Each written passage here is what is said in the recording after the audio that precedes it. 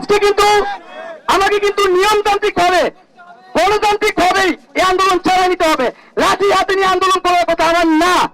সেই জবাবটা আমরা আইন শৃঙ্খলা বাহিনীর কাছে চাই যে কেন আমাদের লাঠি হাতে নিতে হলো। তো বন্ধুগণ, সবার কাছে অনুরোধ থাকবে যে আপনারা কোনো ধরনের হটকারিতা করবেন না, হটকারিতা কোনো কিছু নিয়ে আসবে না।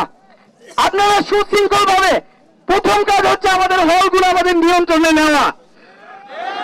আমাদের হলগুলো ঐক্যবদ্ধ ভাবে আমাদের নিয়ন্ত্রণে নিতে হবে। বসে থেকে হল নিয়ন্ত্রণ করা সম্ভব না।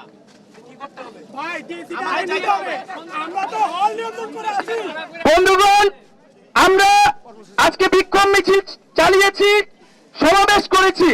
আমরা আগামীকাল যেহেতু মহরম, আমরা আগামীকাল সকলের সাথে আলোচনা করে রাতের মধ্যে একটি কর্মসূচি দিব।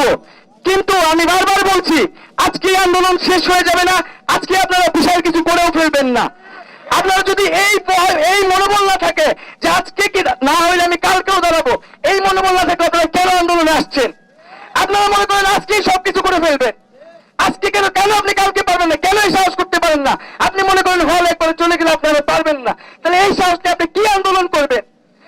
এই ভয়টাই তো ভাঙতে হবে। সরকার বা সবাই মনে করে এরা আন্দোলন বেশি দিন করতে পারবে না। এরা আজকে নামছে, একটা হটকারিতা হবে এবং চলে যাবে এবং এই আন্দোলন শেষ হয়ে যাবে। আরেকটা কথা স্পষ্টভাবে বলতে চাই, এই আন্দোলনে বিভিন্ন বলা হচ্ছে সরকার বিরোধী, বিএনপি অমুক তমুক এই আন্দোলনে আসছে, এই আন্দোলন নিয়ন্ত্রণ নিচ্ছে। আমরা স্পষ্টভাবে আগেও বলেছি, এখনো বলছি, আমরা একটা স্বতন্ত্র প্ল্যাটফর্ম থেকে, একটা নির্দলীয় জায়গা থেকে এই আন্দোলন পরিচালনা করে আসছিলাম এবং এখনো করছি।